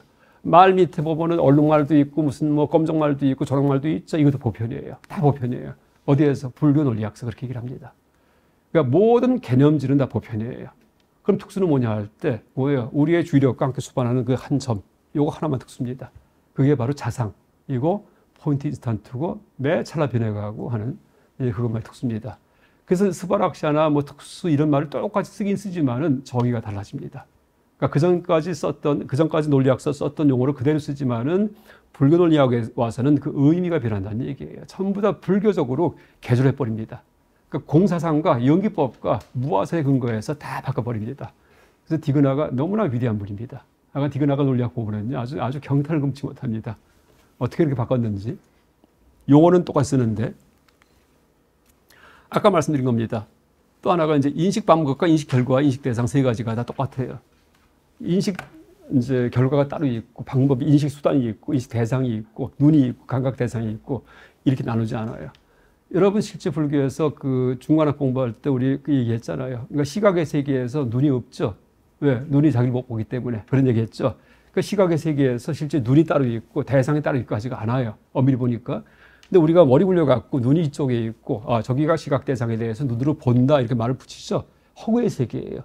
그게 불교에서 본 진짜 지인제의 통찰입니다. 그렇죠? 근데 이제 외도들은요, 눈이 따로 있고 대상이 따로 있다. 대상을 눈이 봐가지고서 그 다음에 인식 결과가 생긴다. 인식 방법과 인식 대상과 인식 결과 세 가지가 다르다 얘기를 합니다. 근데 불교 논리학은 세 가지가 같다 얘기합니다. 다르지 않다. 지금 그 얘기입니다. 전혀 구분되지 않는다라는 뜻입니다. 지금 시각의 세계에서 눈하고 시각 대상하고 인식 결과를 구분해 보세요. 안 돼요. 비가 내리는데 비하고 내림을 한번 잘라보세요. 안 되잖아요. 하나의 강우현상 아니에요. 근데 머리로 잘라갖고 말을 만들어버립니다. 그래서 이제 불교 바깥의 외도들의 논리학은 머리 굴려서 지 멋대로 자른 이제 그런 개념을 가지고서 논리학을 건립했기 때문에 그 세상과 무관합니다. 근데 불교 논리학은 그냥 있는 그대로 본 겁니다. 그래서 이제 이렇게 용어는 똑같이 썼지만은 전부 다 다시 재조직한 것이 불교 논리학이다. 디그나가에. 자, 그 다음에 또 넘어가겠습니다. 그 다음에 이제 큰 테마가 오류론이에요. 오류론. 근데 오류가 그러니까 이제 뭐냐면은 삼지작법이 삼단론법인데 그 주장, 이유, 신뢰가 있었죠. 그런데 오류가 어떻게 생기냐면은 주장을 잘못 내세울 경우에, 그러니까 이유, 신뢰는 그냥 그럴 듯해요. 근데 주장을 잘못 내세울 경우에, 또 이유를 잘못됐을 경우에, 또 예를 또 잘못됐을 경우에 이 세 가지가 있습니다. 크게 보면은요. 그 다음에 이제 이유를 잘못된 경우도, 잘못된 경우도 불성인, 부성인, 상윈 해가지고 세 가지가 있어요. 종류가. 그 다음에 예를 갖다가 잘못 드는 것도 같은 경우에 다른 경우에가 있는데 유사하지만 사입을 들은 경우 이렇게 있습니다. 그래서 이제 이게 굵게 나눈 거고요. 굵게. 그러니까 논리적 오류에 대해서 더 세분하면은 33가지가 있습니다. 잘 안 보시겠지만은 주장을 잘못 내세운 게 9가지가 있어요. 여기에 보시면은 혈량상위, 비량상위 뭐 쭉 써 있죠. 그래서 이제 3단 논법의 추론식을 갖다가 이렇게 보고서 이건 주장이 잘못됐구나. 이러면은 뭐예요? 이거는 틀린 추론식이에요. 그 다음에 보니까는 이유를 잘못됐구나. 이건 또 틀린 겁니다. 예를 든다면은요. 여러분 메뚜기 갖고 누가 실험을 하는데 이제 예를 드는 겁니다. 보니까는 메뚜기한테 책상에 놓은 다음에 뛰어 하니까는 뛰어 하면서 이렇게 쳤어요. 했더니 탁 뛰어요. 메뚜기가요. 이놈이 사람 말을 안 해. 뛰어요. 근데 그 다음에 다리를 부러뜨립니다. 그 다음에 뛰어 했더니 안 뛰어요. 결론이 뭐냐면요. 메뚜기는 다리를 부러뜨리면 귀가 먼다. 그러면 틀렸죠. 그러니까 그런 식의 이제 3단 논법을 갖다가 하나하나 지적하는 겁니다. 어떤 경우가 있는지. 그게 33가지가 있다는 얘기입니다. 그래서 이제 첫 번째 사립종, 그러니까 주장을 잘못 내세운 경우, 그러니까 종이 주장이에요. 뭐 혈량상위, 비량상위 여러 가지가 있고요. 제가 좀 이따 예를 들겠습니다. 그 다음에 사인, 이것도 또 불성인도 종류가 양구불성, 양구는 너와 나 둘 다 성립 안 되는. 그러니까 토론할 때 논쟁 상대, 논적과 우리 측과 서로 논쟁할 때 둘 다 인정 못 해요. 이럴 경우는 뭐예요? 양구불성의 사인이다. 양구불성의 사인이다. 잘못된 사입이 원인이다. 이렇게 얘기를 합니다. 그래서 이것도 종류가 많습니다. 지금 봤듯이. 그 다음에 예를 잘못된 경우에도 이제 능리법 불성, 소리법 불성, 이게 한문인데 어렵죠. 무지 어려워 보여요. 근데 번역해서 한글로 보죠. 별거 아니에요. 그래서 이제 이런 용어 때문에 이 집량론이 원래 동아시아 당나라 때 번역이 됐어요. 나중에 없어집니다. 아마 보다가 다 던져버린 것 같아요. 그러니까 지금 필사본도 남아있지가 않아요. 집량론 자체가. 그러니까 중요한 문헌이긴 하지만은 예를 들게요. 그러니까 혈량상이 주장의 오류 중에서 이런 게 입니다. 혈량의 모순되는 예를 들어서 소리는 들리지 않는다라고 하는 것 같다. 누가 주장을 해요? 어떤 주장을 갖다가? 뭐라 하면 소리는 우리 귀에 안 들린다. 왜냐하면 만질 수 없기 때문에 마치 허공처럼 그렇게 그래요. 3단 논법이에요. 소리는 들리지 않는다. 왜? 이제 만질 수 없기 때문에. 만질 수 있는 거 맞죠? 마치 허공처럼 허공도 만지지 못해요. 그러니까 종 인유할 때 인과 유는 맞는데 소리는 들리지 않는다? 말도 안 되죠. 세상에 너 미쳤니? 이렇게 되죠. 왜냐하면 혈량. 지금 이게 들리지 않냐 하면서 따질 거 아니에요. 그러니까 누가 이런 주장하면요. 너 나가 하고서 어떤 논쟁의 장에서 배제시킵니다. 왜? 혈량상의 오류에 빠진 주장을 하기 때문에 아예 여기에 대해서는요. 상대도 안 해요. 그 다음에 또 다른 예를 들면 세간상이. 세간의 모습에 예를 들어서 토끼를 갖는 것은 달이 아니다. 존재이기 때문에 혹은 뭐 남자의 두개골은 청정하다. 생명의 일부분이기 때문에 이런 것들입니다. 자기와 같이 이런 것들이요. 뭐냐면은 토끼를 갖는 게 달에 토끼 그림이 있죠. 그러니까 범어로 샤신, 그러니까 샤신이 토끼입니다. 샤시가. 그래서 토끼를 갖는 것 샤신이 그렇게 됩니다. 그걸 번역할 때 회토, 그러니까 품을자 써가지고 회토. 그래서 달 해도 되고 회토 해도 돼요. 근데 회토는 달이 아니다? 이거 틀렸죠? 왜? 회토가 달인 건 누구나 알고 있기 때문에. 누가? 세간 사람들은 다 알거든요. 그러니까 누군가가 회토는 달이 아니야 하고 말을 붙이기 시작하죠. 3단 논법 하려고 이러면 나가버립니다. 이게 오류예요. 저런 거랑 똑같아요. 금성은 샛별이 아니다. 이럴 경우에. 그렇죠? 그건 누구나 금성이 샛별인 거 알잖아요. 근데 이제 누가 그런 주장하면은 세상 사람들의 상식에 위배되기 때문에 그건 오류다. 그러니까 주장이 오류에 속한다. 그렇게 얘기를 합니다. 그 다음에 사인 같은 경우에도 불성립적 사인, 소리는 무상하다. 눈에 보이기 때문에 누가 그렇게 얘기해요. 소리는 무상하다, 변한다. 눈에 보이기 때문에. 소리가 눈에 보여요? 안 보이죠? 근데 이런 말을 해요. 그럼 너 나가 이렇게 됩니다. 이게 이제 불성립적 사인이에요. 성립하지 않았기 때문에. 하여간 이건 인의 오류예요. 그 다음에 불확정적 사인. 모순이 확정적인 것은 이제 다음과 같다. 이건 뭐냐면은요. 그러니까 상위 결정의 오류인데 원효 스님께서 현장 스님 비판할 때 많이 썼던 논법이에요. 원효 스님께서 상위 결정, 상위 서로 위배되기 때문에 그러니까 서로 모순된 것이 확고부당하다 이런 뜻입니다. 이게 뭐냐면은요. 칸트가 얘기한 이율배반 같은 거예요. 3단 논법을 누가 구성했더니 반대 결론 나오는 3단 논법도 구성해요. 근데 어느 게 맞는지 알 수가 없어요. 그럼 둘 다 틀렸어요. 이게 상위 결정입니다. 그래서 같은 학파의 세계관 하에서 그 소리는 무상하다, 만들어진 것이기 때문에 물단지 같이 이거 말이 맞아요. 또 소리는 상주한다, 들리기 때문에 마치 소리성 같이. 소리성은 소리 보편을 얘기해요. 보편은 영원하기 때문에 이렇게 이해해요. 근데 이 두 가지가 다 뭐냐면요, 이 불교 바깥에 있는 뇌도 중에 그 승론학파, 승론, 바이셰시카라는 학파가 있습니다. 거기서는 이 두 가지가 다 성립해야 돼요. 그러니까 같은 학파 내에서 이 둘 다 성립해야 돼요. 그러니까 니들 주장 틀렸다고 비판합니다. 그러니까 니들 스스로 주장할 때 모순된 걸 주장하고 있지 않냐 하면서. 왜냐하면 이 학파에서 소리성, 그러니까 소리성이 뭐냐 하면은 보통 우리가 이제 개라고 할 경우에 강아지를 봤을 경우에 개라고 할 경우에 그 개라고 할 때 개가 떠오르는 게 원래 이제 불교에서는 비량으로 보거든요. 근데 외도는 그걸 혈량이라고 얘기를 해요. 혈량. 왜? 개라고 할 때 소리성, 개라는 소리의 그 보편이 직접 지각되기 때문에. 왜? 실체가 있기 때문에. 그게 서양 철학이 다 같은 사고방식이에요. 그게 이데아 실제론입니다. 그러니까 개념 실제론이고. 그래서 이제 서양 철학 전체가 다 이런 사물들, 이게 다 실제한다 이렇게 착각합니다. 서양 철학이. 물론 실제로 근대에 와서 좀 바뀌긴 하지만은 그런 것들이 이제 보편 실제론인데 그런 사고방식도 갖고 있으면서 소리는 직접 지각되는 것이다. 우리가 말을 할 때 말을 할 때 언어는 이제 직접 지각된다라고 주장하는 그런 학파가 승론학파예요. 승론학파. 근데 그렇게 얘기를 하면서 소리는 또 만들어지는 것이다라는 또 주장도 해요. 근데 소리는 만들어진다고 주장할 경우에는 소리는 무상한 게 돼야 되거든요. 근데 소리는 만약에 직접 지각되는 것이다 하려면은 소리는 또 상주하는 게 돼야지 돼요. 그래서 이제 같은 학파의 세계관 내에서 상반된 주장이 나오는 두 가지 추론식이 생깁니다. 그래서 니들 주장 다 틀렸다고서 그렇게 비판할 때 이걸 상위 결정의 오류를 통한 비판이다 라고 얘기하는데, 상위 결정의 오류를 통한 비판, 그렇게 얘기를 합니다.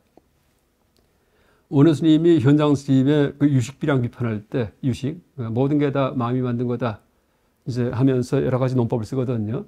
근데 원효 스님이 제시한 게 거꾸로 바깥 사물은 마음과 무관하다라고 얘기를 해요. 원효의 주장이 아니고 소승불교는 이런 식의 논법을 세울 것이다. 그래서 네 말이 설득 안 될 것이다 하고서 상위 결정의 어떤 상반된 주장을 담은 추론식을 갖다 제시합니다. 전혀 모순이 없는 거. 불교 세계관 하에서. 그래서 이제 현장을 비판합니다. 그때 썼던 게 하여간 원효 스님이 판비량론에서 가끔 쓰는 게 상위 결정의 오류입니다. 그 다음에 모순적 사인, 여기는 소리는 상주한다, 만들어진 것이기 때문에가 이유인데 상주하는 거, 만들어진 거 서로 상반되죠. 이런 것들은 모순이에요. 상위이에요. 그래서 이제 제가 몇 가지만 예를 들었지만은 이런 식으로 33가지의 잘못된 그런 추론을 갖다가 예를 들고 있는 게 인명입 정유론입니다. 자, 그 다음에 제가 이제 아포아 얘기를 많이 했는데 아포아가 이제 개념의 이해에 대한 얘기예요. 자, 인식수단에는 혈량과 지각, 혈량과 비량의 두 가지가 있다고 말한 바 있다. 아까 얘기했죠. 디그나가 논리학사. 이게 디그나가가 쓴 글입니다. 이 글 자체가. 집량론 제일 처음에 나오는 말이에요. 힐량과 비량. 힐량은 지인제적 인식, 비량은 속죄적 인식입니다.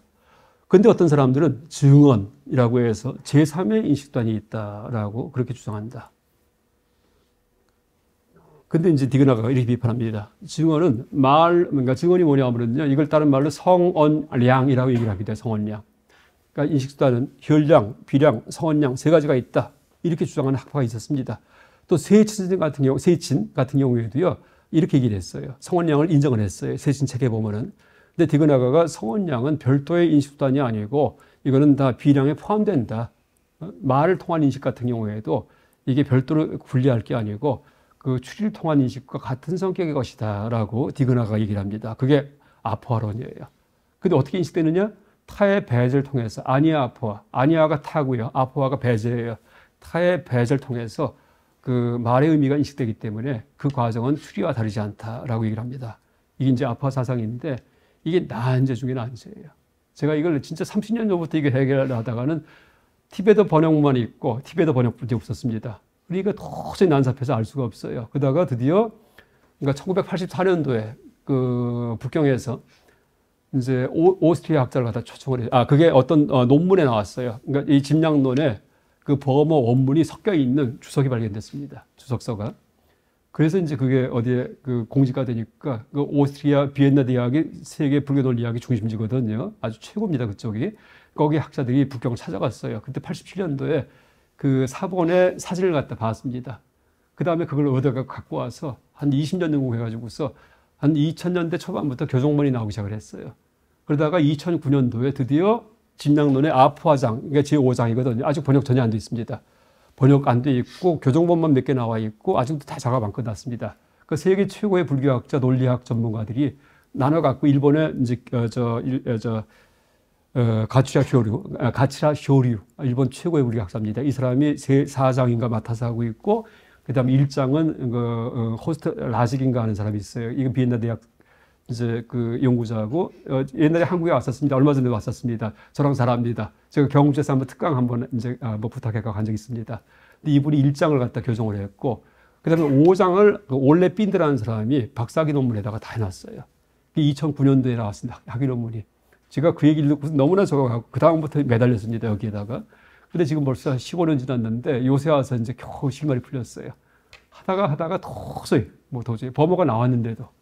그러다가 이제 저뿐만이 아니고 전 세계 학자들이 그 헤매고 있어요. 지금요. 여러분 아포라는 책이 나오고 있어요. 전 세계 학자 가치라 쇼루 비엔나 대학의 호스트라 아직 뭐 한 20명이 모여가지고서 그 스위스 로잔 대학인가 어디 근처에 그 휴양지에 모여갖고 보름 동안을 갖다 합숙을 했어요. 그게 1910 몇 년인가? 그러면서 이제 아포아가 뭔지 한번 규명해보자 해서 그 최고 논리학 전문가 한번 모여갖고 이제 그냥 서로 난상 토론 같이 해서 보름간을 갖다가 규명했다가 답은 안 나왔죠. 그럼 각자 이번에 토론하는 거 근거해서 논문 써보자. 그래서 각자 논문 써가지고서 책이 나오고 있어요. 우리말로 번역됐습니다. 아까 얘기했던 권소영 박사 번역했어요. 그 아포아에 대해서. 그래서 나온 게 있는데 그것도 내용 보면은요 다 헤매요. 다. 이게 뭐가 뭔지 모르겠다. 어떤 사람은 아포아 틀렸다. 틸레만 같은 사람은요, 이게 잘못된 그 이론이다라고까지 얘기를 합니다. 그런 식으로 아직도 해결이 안 되어 있습니다. 아포아에 대해서. 이게 의미가 왜 이제 디그나가 이걸 제시했는지. 근데 이제 제가 한번 보겠습니다. 제가 아주 고생하다가 최근에 좀 실마리 풀었는데, 요겁니다. 하여간 집량론에 나오는 글들이 이런 겁니다. 다른 의미를 배제함으로써 어떤 의미에 있는 보편 개념을 증명하는 것 같이 어떤 단어에 있는 보편 개념은 다른 단어를 배제함으로써 엄폐된다. 예를 들어서 만들어지지 않은 것을 배제함으로써 만들어진 것이라면 반드시 있는 보편 개념인 무상함에 도달한 것 같이. 이건 일반적인 3단 논법입니다. 예를 들어 갖고 뭐 X는 무상하다. 왜냐하면 그것은 만들어진 것이기 때문에 이럴 수 있거든요. 만들어진 거는 뭐예요? 언젠가 깨지죠. 이러니까 이제 3단 논법에서 쓰는 흔한 예인데, 근데 만들어지지 않은 것을 배제함으로써 이게 아니아포예요. 그러니까 만들어진 것이라면 반드시 있는 보편 개념, 만들어진 것과 다른 게 만들어지지 않은 거죠. 이 배제, 타의 배제가 앞에 있는 예를 들어서 만들어지지 않은 것을 배제함으로써 이게 타의 배제에 해당하는 문구입니다. 문구. 요 문구가 뭔지에 대해서 이제 여러 가지 논란이 뭐 지금 학자만이 아니고 옛날부터 계속 외도들이 그러니까 디그나가 공격해요. 니거 틀렸다고요. 미망사 학파 뭐 온갖 학파에서. 그러니까 이게 실제 지금까지 한 1000년, 1600 년에 걸친 그 난제 중에 난제입니다. 그런데 그 무엇이 무상하다 할 때 만들어지지 않은 것을 배제함으로써 무상함을 논증하는 것과 똑같은 방식으로 언어도 발화가 될 때 어떤 단어 말할 때, 저 나무 할 때 타의 배제를 통해서 이해가 된다. 이런 얘기를 하는 겁니다. 그래서 이게 뭔가 하고 뒤지다가 하여간 결론만 얘기하겠습니다. 하여간 왜 지금 이렇게 헤맸냐 하면요. 디그나가 논리학이 반야 공사상에 근거한다는 것 갖다가 다 염두에 두지 못했기 때문이에요. 다들 자기들 사고방식, 실제론적 사고방식 갖고서 연구했기 때문입니다. 근데 반야공사상에서는 여러분 반야신경 보면 눈도 없고 코도 없고 뭐 다 없죠. 나무도 없어요. 나무도 없고 그 다음에 만들어진 것도 없고 가는 것도 없고 오는 것도 없고 아무것도 없습니다. 본래 무물이기 때문에. 근데 그런 그 공의 토대 위에서 논리학은 뭐예요? 있다고 얘기를 해야 되잖아요. 그걸 건립해야 되기 때문에 그래서 나온 게 디그나가 야파론이 아닌가 이렇게 생각합니다. 이러면서 제가 이제 보세요. 원래 이 세상에 아무것도 없어요. 근데 이 세상에 나무가 있다면 나무 아닌 것이 있습니다. 이러면서 나무가 세상에 등장을 해요. 여러분 일반적으로는 이제 여기에 컵이 없다. 그러면 컵 아닌 게 있겠죠. 컵을 치워보세요. 그죠? 컵이 없으면 컵 아닌 게 있다. 이게 일반 논리학이에요. 그러니까 존재자의 차원이에요. 그러니까 자이엔데스. 그러니까 이제 존재가 있고 존재자가 있죠. 존재자는 컵, 나무, 돌 같은 개별적인 것들입니다. 존재는 있음 그 자체고 있음의 세계에 우리가 살고 있어요. 존재의 세계에 살고 있는데 근데 이제 두 가지 말을 할 수 있어요. 여기에 나무가 없으면은 나무 아닌 다른 것이 있다. 이게 일반적 사고방식이에요. 근데 불교의 공사상에서는요, 여기에 나무가 없으면은요, 그 나무 아닌 것도 없다. 이게 공사상이에요. 그렇죠? 또 나무가 만약에 있다. 나무를 설정한다면은 나무 아닌 것이 발생한다. 이게 공사상의 연기법입니다. 그렇죠? 이것이 있으면 저것이 있다. 아니에요. 긴 것을 설정하면 짧은 것이 생겨요. 긴 것이 없으면 짧은 것도 없어집니다. 그렇죠? 어디에서? 세상 전체에서. 지금 여기에서가 아니고. 그러니까 표현이 다르잖아요. 여기에 컵이 없으면 다른 것이 있다. 이게 일반 논리고 여기 컵이 없으면은요 어떻게 돼요? 컵 아닌 것도 없다. 다른 것도 없다. 이게 다시 얘기할게요. 여기 컵이 없으면 다른 것이 있다. 이게 일반 논리고 여기 컵이 없으면은 컵과 다른 것도 있을 수가 없다. 왜? 컵이 없기 때문에. 그게 용수 중론에 나와요. 만약에 공하지 않은 것이 있다면은 공한 것이 있으리라. 근데 공하지 않은 게 없기 때문에 공도 없다. 이 공공 얘기할 때 쓰는 말이에요. 이게 용기법입니다. 용수의 중론 전체가 다 그 논법이에요. 만약에 색인이 있다면 색이 있을 것이다. 색이 가는 자가 있으면 가는 자가 없으면 가는 자가 있을 수 없다. 가는 작용이 없다. 작용이 없으면 가는 자가 없다. 맨 그렇게 나오잖아요. 그래서 디그나가가 바로 용수의 중론의 그런 환멸 연기 이것이 없으면 저것이 없다라고 갖다가 일단은 전제를 한 겁니다. 그렇게 봐야 됩니다. 그러면 어떻게 돼요? 나무가 없으면 나무 아닌 것도 없고 나무가 있으면 나무를 설정하면 나무 아닌 게 생겨요. 그렇죠? 그럼 세상에 이제 나무와 나무 아닌 게 세상 존재 세계에 들어왔어요. 생각의 세계에. 그러니까 이게 보니까는 나무 아닌 건가 이제 나무를 봤어요. 근데 이게 뭔가 하니까 나무 아닌 게 아니에요. 그럼 나무가 돼버립니다. 그래서 요 밑에 3단 논법 이게 발생합니다. 이 세상에 나무가 있다면 나무 아닌 것이 있다. 그렇죠? 이게 이제 공사상에 근거한 그런 조건문이에요. 그래서 반사실적. 사실은 뭘까? 사실은 원래 나무도 없고 나무 아닌 것도 없어. 아무것도 없어요. 그러니까 드디어 이제 나무와 나무 아닌 게 세상에 발생했어요. 그러니까 어떤 걸 볼 때 이것은 나무이거나 나무가 아닌 거예요. 이거 뭘까요? 이거는 나무가 아니죠. 그렇죠? 나무를 바라보면서 이건 뭘까 하면 이건 나무죠. 둘 중에 하나예요. 근데 이제 실제 나무를 보고서 이건 나무인가 나무 아닌가 보니까는 나무 아닌 게 아니에요. 그러므로 이것은 어떻게 돼요? 나무다라는 그러니까 세 번째 결론. 이게 파란 색깔로 쓰는 게 3단 논법입니다. 이것은 나무 아닌 것이거나 나무다. 근데 이것은 나무 아닌 것이 아니다. 그렇죠? 그러므로 이것은 나무다. 이게 3단 논법인데 이런 식의 3단 논법을 선언적 3단 논법 이렇게 일합니다. 그러니까 서양 논리학에서 3단 논법이 세 가지가 있어요. 정언적 3단 논법, 가언적 3단 논법, 선언적 3단 논법. 그래서 이제 이 디그나가의 타의 배제가 이렇게 불교의 공사상의 근거에서 개념의 성립 과정을 갖다가 이제 해명하려고 하다 보니까 그렇게 타의 배제라는 개념을 그런 어떤 특수용어를 도입을 하게 됐고 이제 그런 과정은 약간 철저하게 그 이온기법에 근거하고 이제 그렇게 해서 3단 논법을 구성하면은 현대 논리학에서 얘기하는 선언적 3단 논법이 됩니다. 약간 선언적은 오화로 연결된 선택적인 이것이거나 이것이다. 근데 이제 A거나 이것은 A거나 B이다. 근데 이것은 B가 아니다. B이다. B가 아니다 할 경우에 그러면 이것은 A다가 되거든요. 그러니까 그런 식의 3단 논법입니다. 그래서 그 제가 문장들 지금 디그나가 쓴 이 아포에 대한 문장들을 갖다 다 또 대조하면서 이렇게 설정했을 경우에 이게 들어맞을까 하면서 고르는데 이제 이게 답일 것 같습니다. 그래서 그 나무일 경우는 쉬워요. 근데 그거 말고 예를 들어서 물질이라는 개념이 있죠. 물질. 이게 물질이구나. 우리가 물질 알죠. 근데 왜 물질일까요? 물질 아닌 거랑 이제 그 대비해서 물질 아는 겁니다. 근데 물질 아닌 거와 물질의 경계선이 뭐예요? 없어요, 원래는요. 왜? 화합으로 보면 일찍일치기 때문에 물질로 보려면 다 물질이에요.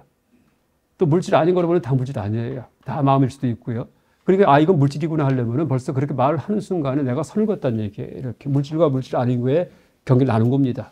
그래서 물질 아닌 걸 내가 선을 긋기 때문에 분별의 가위를 잘랐기 때문에 임의로 내 멋대로 원래 실상의 세계에서는 일찍일체 모든 게 물질이고 모든 게 물질 아니고 절대 긍정 절대 부정에 다 생각이 다 해체가 되어 있는 게 원래 실제 세계인데 분별의 세계에 드디어 나타나기 시작하려면 다 가상 세계예요.